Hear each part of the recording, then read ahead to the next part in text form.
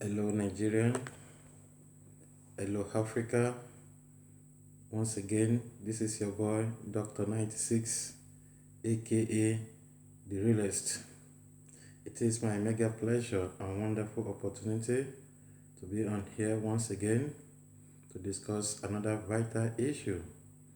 Today, I just want to make my own contribution to the unfortunate incident that happened between a young prostitute and a barrister in Nigeria, which eventually led to the barrister's death.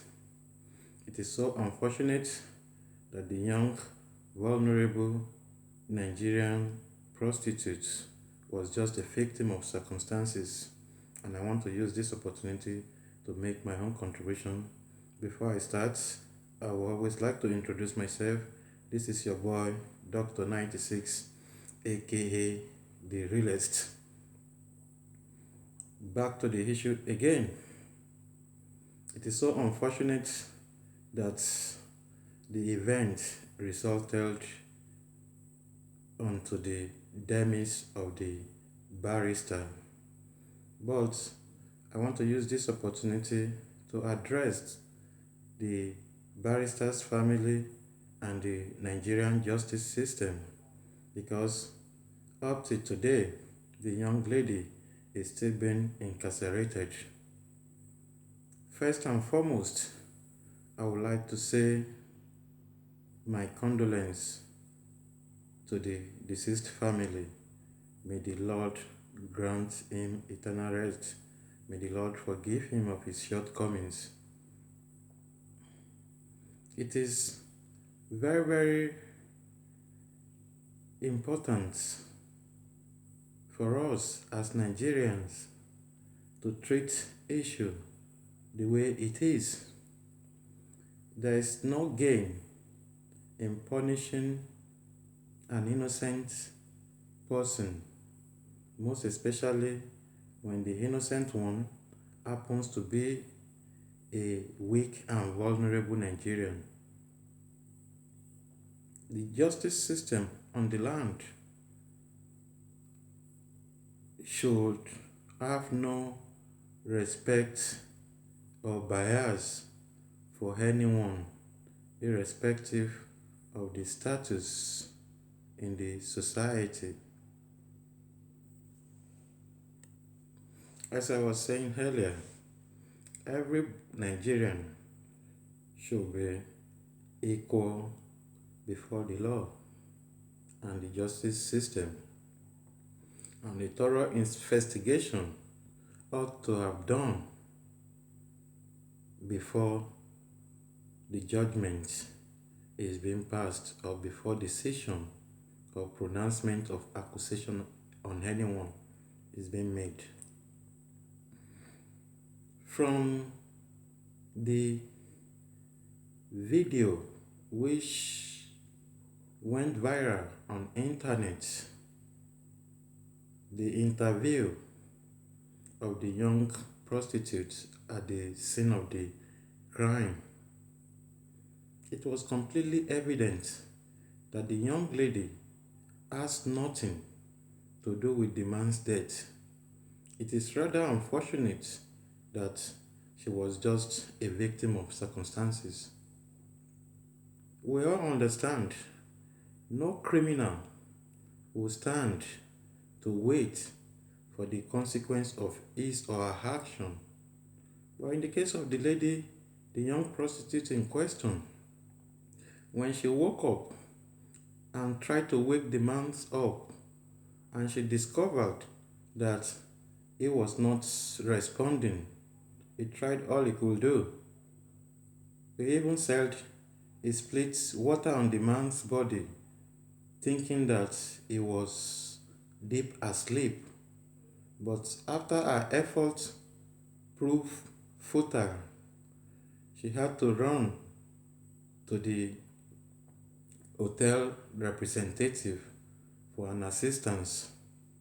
This clearly shows that the girl has demonstrated the humanity in her. She is concerned, she is caring. If she had been the one that caused the man's death, I don't think she will do what she did. She would have escaped quietly if she intentionally caused the man's death. But instead, she ran for an help. And it is unfortunate that the man could not be resurrected or resuscitated. So, after carefully listening to the interview and personal meditation and judging from evidence from the scene of the crime, the man took a lot of sex enhancement drugs. And we all know it happens everywhere in the world. Overdose of drugs can lead to seizure, which might eventually lead to death. It is not a new thing. It happens everywhere. So the main cause of the man's death is as a result of multiple drugs he consumed before the sexual intercourse. Why should anyone blame or accuse the young lady as if she is the one who instructed the man or who forced the man to take those drugs? I think in Nigeria, in most cases, we abandon the fact and try to take advantage of the vulnerability of the individual. What the justice system should have done is to request or demand for the autopsy conducted on the man to ascertain the true cause of death. Or should we blame the girl for being a prostitute? No. It is the economic hardship and perverse hunger in the land in Nigeria that is forcing a lot of young Nigerians to engage in social vices. The girl in question has not chosen to be from a poor family. It is just by nature she was born into a poor family, and she was doing what she feels she could do to support herself financially. So nobody should accuse the girl. After all, prostitution in Nigeria is not an illegal business. Prostitution in Nigeria is not a crime. I think from my own perspective and from my own reasoning, judging from the age difference between the young prostitute and the late barrister, the girl, for goodness sake, she is just 19 years old, and the deceased, the barrister, was 60 years of age. Judging or evaluating from the age difference of 41 years, to me, it is completely a case of child abuse. It is child abuse.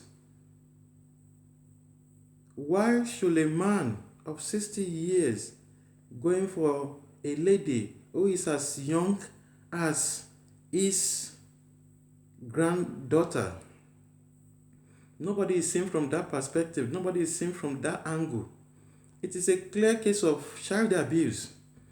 And judging again from the amount of the drugs the man consumed, it shows that the man intentionally wanted to overuse the girl. He wants to completely explore and exploit the girl for the little amount of money he might charge. For the little amount of money he might pay the lady at the end of the day. He's a barrister, he's a well-learned man, he's a man of influence in the society, and a well-educated man. He should have known the consequence of those drugs he took, but he wants to double his performance. He wants to boost his energy level to oppress a vulnerable young lady.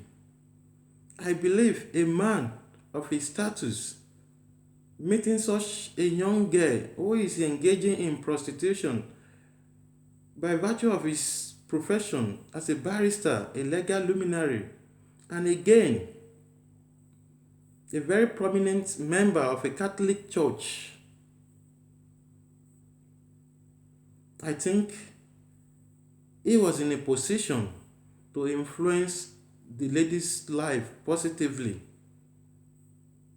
He should have been the one to discourage such a young lady from engaging in prostitution for selling herself cheaply for monetary reward.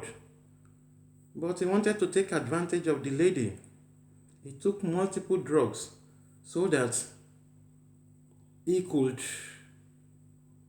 exploit and explore the lady to the fullest. That is selfishness of highest order. If the deceased was happened to be the lady's father, will it be happy seeing a man consuming such amount of drugs before sexual intercourse with his daughter? I know he will never. And again, supposing after the man engaged in the sex act with the lady died as a result of exhaustion from sex, will the barrister be incarcerated? I know the case must have been silenced, but just because the events turned the other way around, the family of the deceased, they are now trying to seek justice. For goodness sake, what justice are they looking for? What justice are they looking for? What justice are they seeking for? This is a clear case of oppression and intimidation. And I want those in position of authority in Nigeria to clearly look into this case. There is no need punishing innocent citizens. I think what the man family should have done is to even compensate the lady to pay the amount charged for the sex. It was so unfortunate that the man couldn't pay the girl, the prostitute before he died. The girl has not been paid. She was used overnight and she's been incarcerated. We should all know, we should all think of posterity. We should all think that no matter the position or power we have in society, there is supreme God, there is someone, somewhere watching who is above all human. God is watching everybody. We should release this girl. The government should release the girl. And to the wife of the deceased, I think the wife too, as a learned person, they should have allowed this issue to go silently. They should have covered their shame. There's no need for them exposing themselves unnecessarily. If the wife who is bending on seeking justice now, what of if she were to be the prostitute's mother, will she be happy? She's a mother too, and she's a woman too.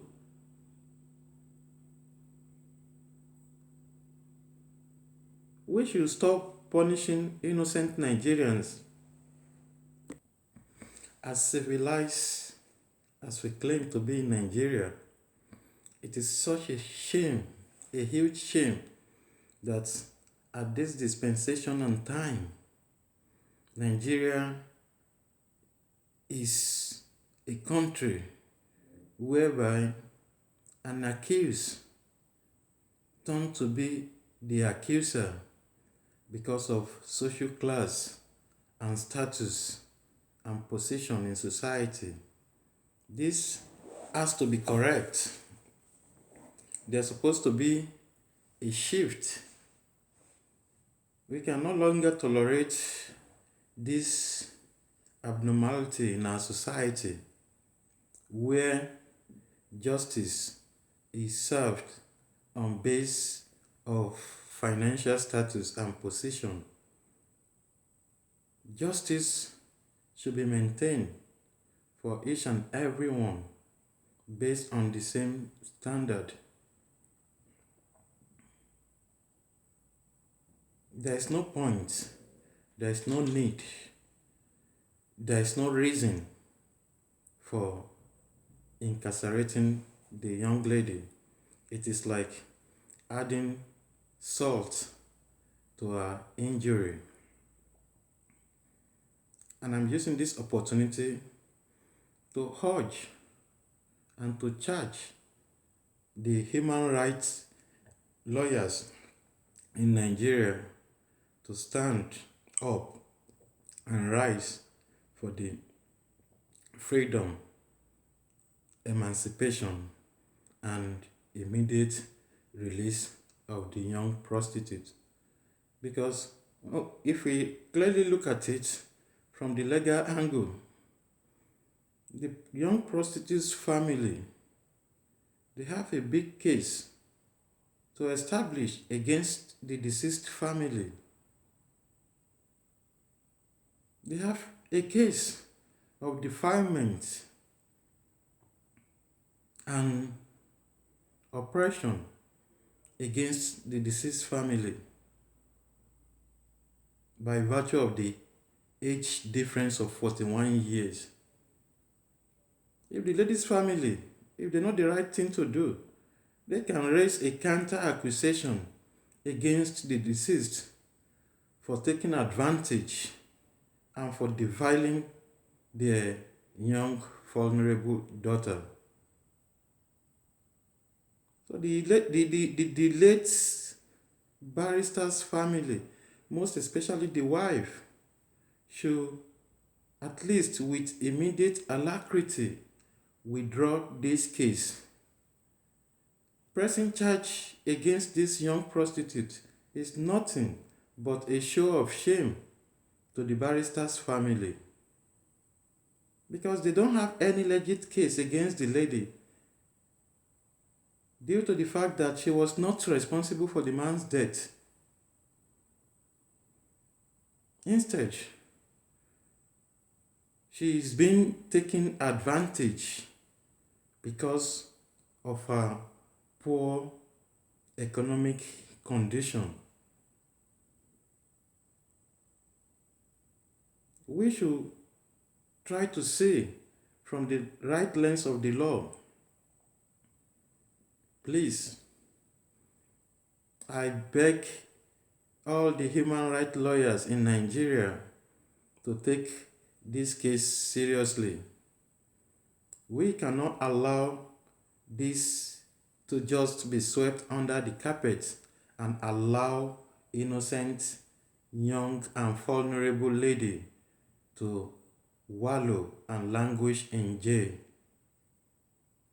To me, what I believe the government of Nigeria, in conjunction with the family, ought to have done is to seek for avenue and ways of rehabilitating the young lady instead of determined to allow her to rot in jail.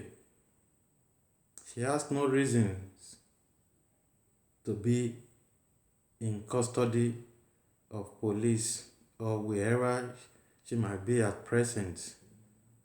She needs her freedom. Her freedom is so important. We should learn to rehabilitate and to reintegrate vulnerable people back to society. We should not we should stop destroying lives. We should stop wasting people's destiny. We should do what is right. We should do what is just.